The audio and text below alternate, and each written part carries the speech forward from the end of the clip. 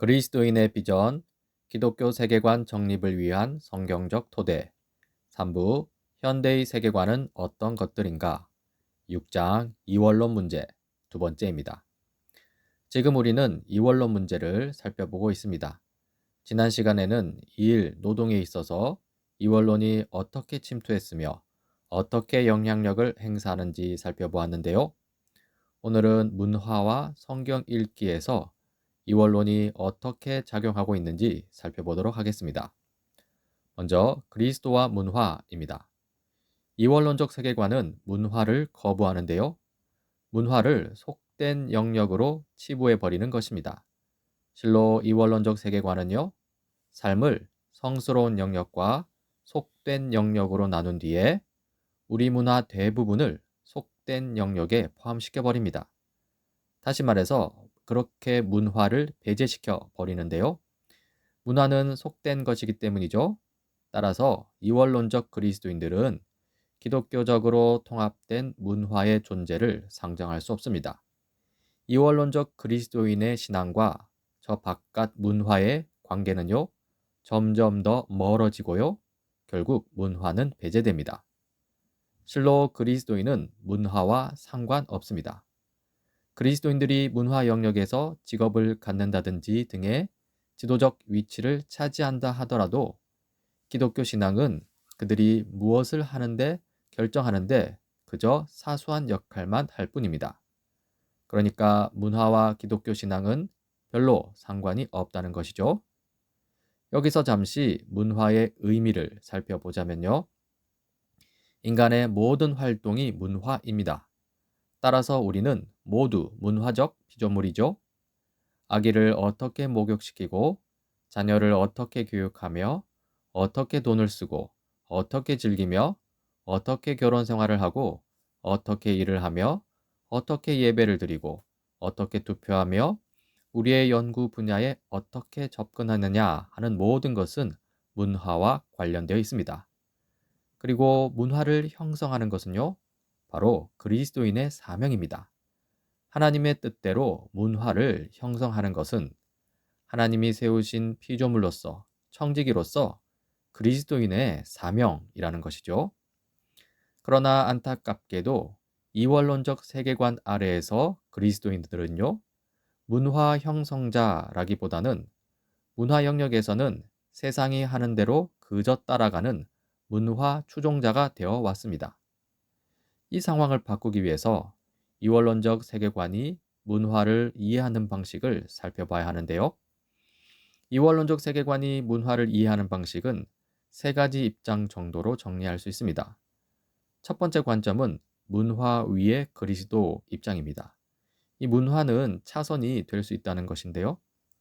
그리고 두 번째 관점은 문화와 역설적 관계인 그리스도 입장입니다. 문화는 피할 수 없는 악, 곧 필요악이라는 것입니다. 세 번째 관점은 문화에 대립하는 그리스도 입장입니다. 문화는 아예 멀리해야 할 악이라는 것이죠. 이 사례로서 이 소설책 호밀밭의 파수꾼에 관한 이원론적 세계관의 대응 방식을 보자면요. 이 참고로 호밀밭의 파수꾼은 19세기 유럽 문학이 사랑한 엄숙하고 진지한 산문서사시와는 거리가 먼, 발표 당시에는 금서의 반열에 오르기도 한 불량하고 불온한 책이라고 합니다. 이런 책에 대한 대응 방식을 좀 보자는 것인데요. 먼저 첫 번째 관점, 문화 위의 그리스도 입장입니다. 이 문화를 차선으로 보는 입장이죠. 문화 위의 그리스도라는 비전을 가진 사람들은 자녀에게 소설책을 읽히는 것에 반대하지 않는다. 문화적 산물이자 인간의 상상력의 결과인 소설은 읽어도 좋다고 생각한다.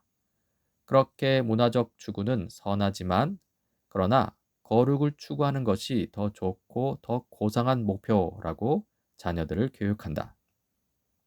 다음으로 두 번째 관점, 문화와 역설적 관계인 그리스도 입장입니다. 문화를 필요악으로 보는 입장이죠. 문화와 역설적 관계인 그리스도라는 비전을 가진 사람들에게 문화는 선하지 않은, 즉 그저 필요악 정도다. 소설을 읽되 즐기기 위해서가 아니라 세상을 이해하기 위해서 억지로라도 읽어야 한다.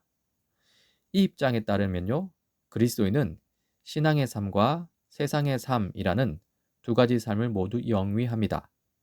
그들은 문화 자체는 부정적으로 보지만요, 그러면서도 문화 도피적 태도는 배격합니다. 그래서 이 입장은 그리스도인을 역설 안으로 몰아넣는다는 것이죠. 마지막으로 세 번째 관점, 문화에 대립하는 그리스도 입장입니다. 문화를 악 그 자체로 보는 것인데요. 문화와 대립하는 그리스도라는 비전에 따르면 소설은 나쁜 것이며 이 책을 자녀에게 읽혀서는 안 된다. 학교에서 아이에게 이 책의 독서를 요구하면 부모는 아이들을 교육 제도에서 탈출시켜야 한다. 지금까지 이원론적 세계관에 대해서 살펴봤는데요. 그것에 대해 평가해보고 그 결과를 좀 살펴보자면요. 먼저 이원론적 세계관에 따른 세 가지 입장에 대한 평가는요. 이 세 가지 입장들은 문화를 복음 및 그리스도의 구속과 관계가 없는 것으로 이해한다는 것입니다. 이 입장들에 따르면 그리스도인의 적극적인 문화 참여나 문화적 기독교 증거는 불가능합니다. 왜냐하면 문화는 타락한 세상으로 규정되기 때문이죠.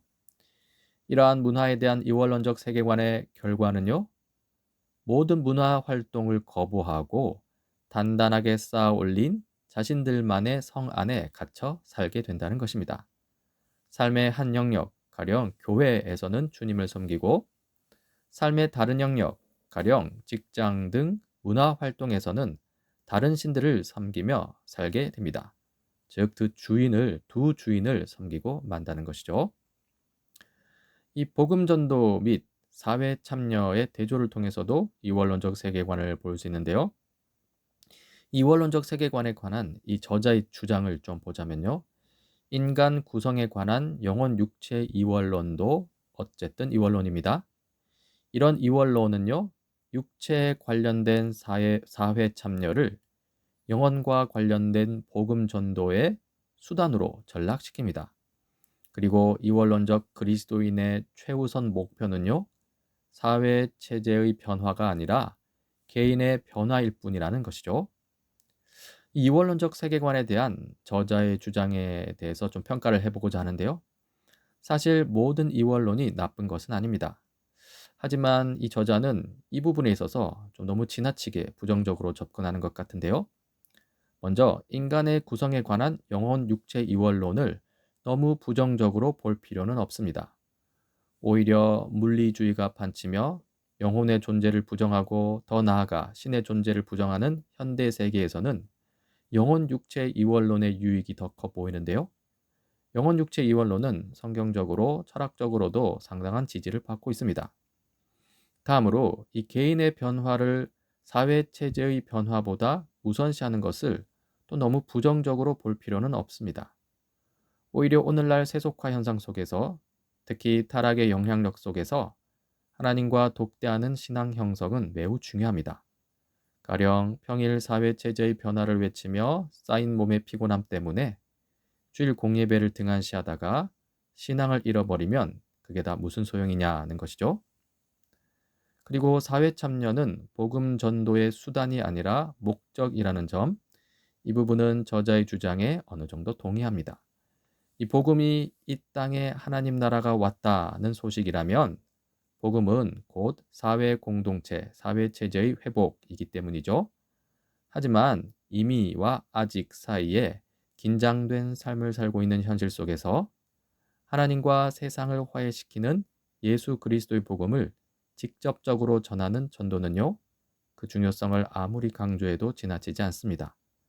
이 포괄적인 복음 전도를 위해 사회 참여를 수단으로 삼는 것을 허용하지 못할 이유는 없다는 것인데요. 이 복음 전도와 사회 참여, 이 부분에 대해서 좀 정리하여 말씀드리자면 성속 이원론은 분명 잘못된 것입니다. 하지만 영혼 육체 이원론까지 부정적으로 볼 필요는 없고요. 예수님의 재림이 아직 오지 않은 이 시기, 곧 죄의 영향력, 타락의 흔적이 아직 남아있는 이 시기에 복음 전도의 중요성을 강조하는 것을 부정적으로 볼 필요는 없습니다.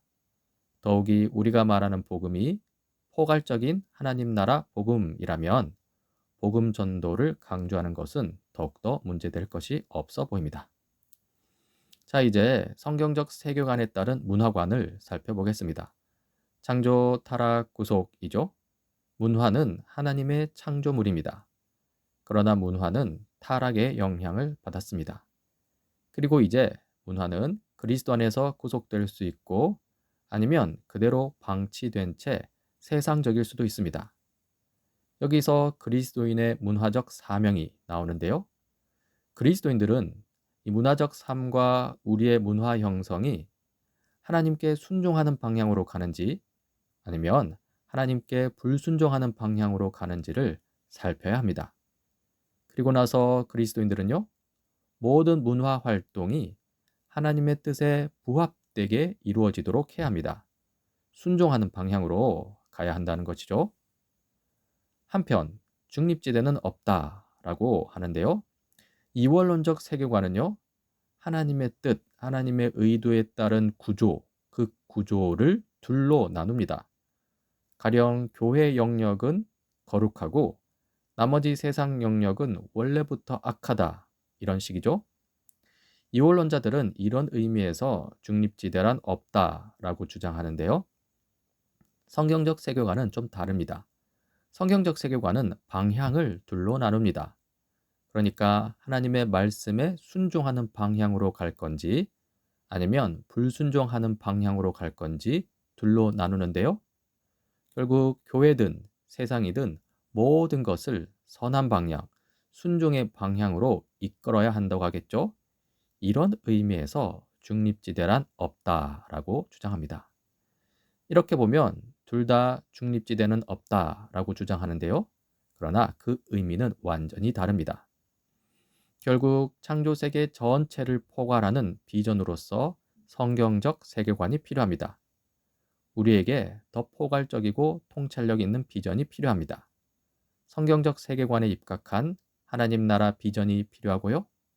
창조 세계 전체가 그리스도로 인해 구속되었다고 할 때 창조 세계의 문화 형성자로서 우리의 사명이 좋은 것임을 인정하는 비전이 필요합니다.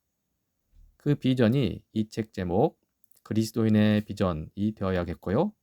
그 비전이 무엇인지는 이 책을 통해서 계속 살펴보고 있는 중이죠. 다음으로 성경을 왜곡하는 안경입니다. 이 성경 읽기는 세계관의 영향을 받습니다.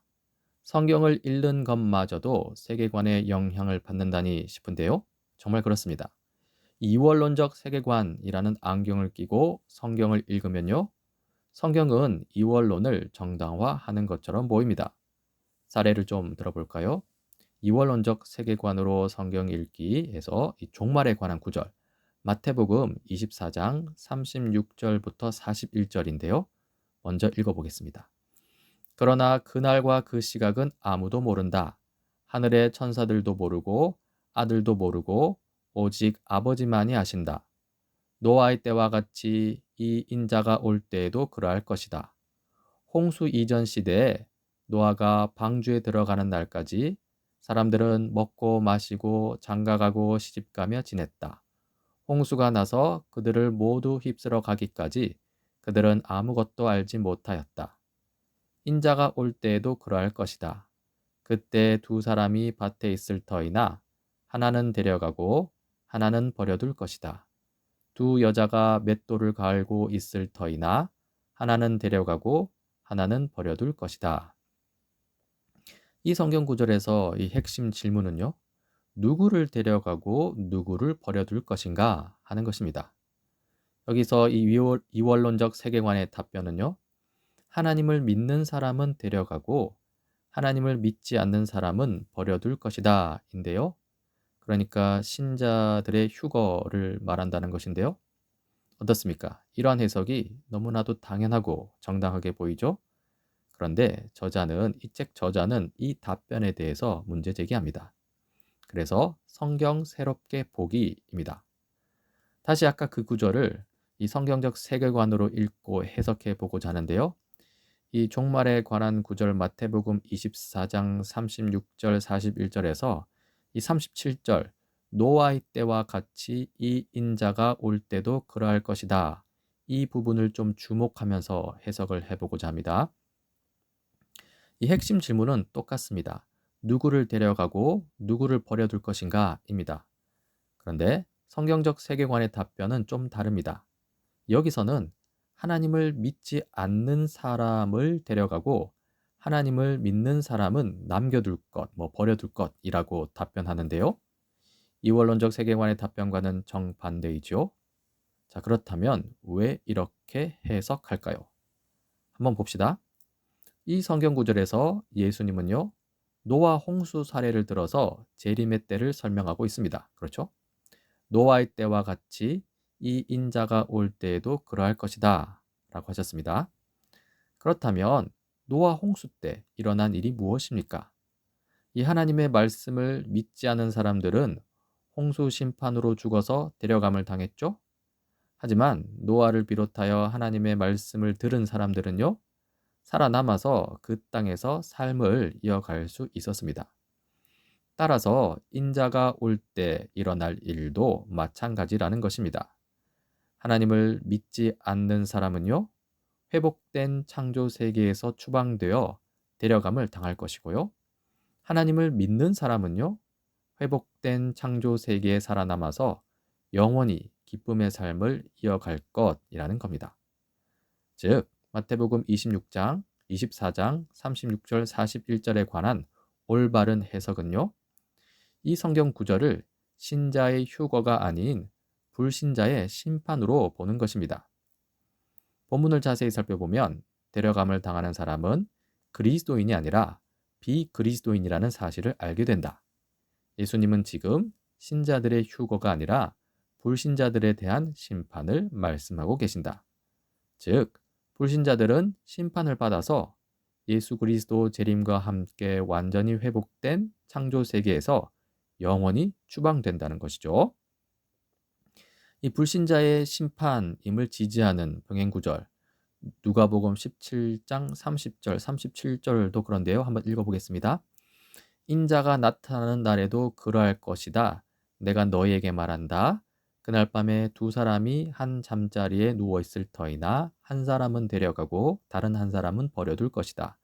또 두 여자가 함께 맷돌질을 하고 있을 터이나 한 사람은 데려가고 다른 사람은 버려둘 것이다. 그러자 제자들이 예수께 말하였다. 주님, 어디에서 그런 일이 일어나겠습니까? 예수께서 그들에게 말씀하셨다. 주검이 있는 곳에는 또한 독수리들이 모여들 것이다. 그러니까 이 성경 구절에서 제자들이 어디로 데려감을 당하느냐라고 질문을 하는데요. 이에 예수님은 주검이 있는 곳에는 독수리가 모인다라고 답하십니다. 여기서 주검은 시체는 불신자를 가리킵니다. 즉 이 구절은요, 데려감을 당하는 자들에 대한 심판 메시지라는 것입니다. 이렇게 해석이 완전히 달라지는데요. 여기서 문제 제기입니다. 우리는 그동안 이 성경 구절을 왜 오해했는가 하는 것이죠. 이 본문이 실은 비그리스도인이 데려감을 당한다고 말하고 있다면 왜 우리는 이제껏 예수님의 말씀을 그렇게도 철저하게 오해했을까요? 왜 우리는 그리스도가 다시 오시는 것은 신자들을 창조세계 밖으로 데려가기 위해서라고 애써 믿으려 했을까요? 라는 문제 제기입니다. 답변해보자면요. 그러니까 오해한 이유를 보자면요. 왜냐하면 성경의 미래관은요. 이 창조 세계의 회복이며 창조된 피조물로서 우리 삶의 회복임을 우리가 보지 못했기 때문입니다. 우리를 창조 세계로부터 데려다가 하늘에 두는 이원론적 종말론을 우리가 성경의 미래관으로 대체했기 때문이라는 것이죠. 이원론적 세계관은요, 우리를 세상 도피적 태도로 이끕니다. 이원론은요, 우리에게 오는 천국, 그러니까 주기도문처럼 하나님 나라가 오게 하시며에 대한 성경 이미지를 보지 못하도록 우리의 눈을 멀게 했습니다. 그래서 마태복음 24장 37절, 41절 같은 구절을 철저하게 오해했다는 것이죠. 이제 해결책입니다. 이 성경적 세계관 형성을 위해서 올바른 성경 읽기가 필요한데요. 그런데 앞서서 이 세계관이 성경 해석에 영향을 끼친다고 했죠. 이원론적 세계관이라는 안경을 끼고 성경을 읽으면 성경은 이원론을 정당화하는 것처럼 보인다고 했고요. 이 성경적 세계관의 포괄성이 결여된 세계관은요, 필연적으로 성경을 오해하게 만들고요. 이 구속 메시지의 충만한 범위, 곧 창조 세계 전체를 향한 회복 메시지를 놓치게 한다는 것인데요. 따라서 이 성경적 세계관이라는 안경을 끼고 성경을 봐야 성경을 올바르게 이해할 수 있다는 것입니다. 그러면 어떻게 성경적 세계관을 형성할 것인가 질문을 할 수 있는데요. 결국 성경 읽기를 통해서 성경적 세계관을 형성할 수 있다고 말할 수밖에 없습니다. 그런데요, 여기서 우리는 문제를 발견하게 됩니다. 그러니까 해석학적 순환 논리가 발생하는 것이죠. 앞서 보았듯이 세계관이 성경 해석에 영향을 끼치고 또 반대로 이 성경 읽기가 성경적 세계관을 형성한다면 서로 이렇게 서로 순환되면서 반복되는데요. 그렇다면 우리는 이런 해석상의 순환 고리를 어떻게 끊어낼 수 있는가 하는 질문을 할 수 있다는 것이죠. 이에 대한 답변은요, 솔직한 답변은요, 우리의 힘으로는 이 해석상의 순환 고리를 끊어낼 수 없다는 것입니다. 결국 성경을 읽기만 해서는 안 되고요, 성령의 도우심을 받아야 합니다. 성령의 도우심을 받는 성경 읽기가 필요하다는 것이죠. 참으로 성경을 읽는 우리에게 성령 하나님의 도우심이 필요합니다. 성경은요, 좌우의 날선 검보다도 예리해서 우리의 선입견들을 깨뜨릴 수 있습니다. 그리고 성령께서는요, 비성경적인 세계관을 수정하고 심지어 우리를 뒤집어 엎으실 수 있습니다. 그래서 지혜와 계시의 영이라고 하시죠. 성경을 통해 일하시는 성령께서 우리를 새로운 비전과 새로운 순종으로 이끄실 수 있다는 것을 기억해야 합니다. 결론은요, 성령의 도우심을 구하며 성경을 읽으라는 것입니다. 특히 성령께서 교회를 세우시고 이 교회를 통해 성경을 해석하는 일을 이루시는데요. 그런 의미에서 오늘 우리가 함께 이렇게 성경 공부하는 것이 바로 성령의 도우심 가운데 성경적 세계관을 형성하는 과정이 될 수 있겠죠.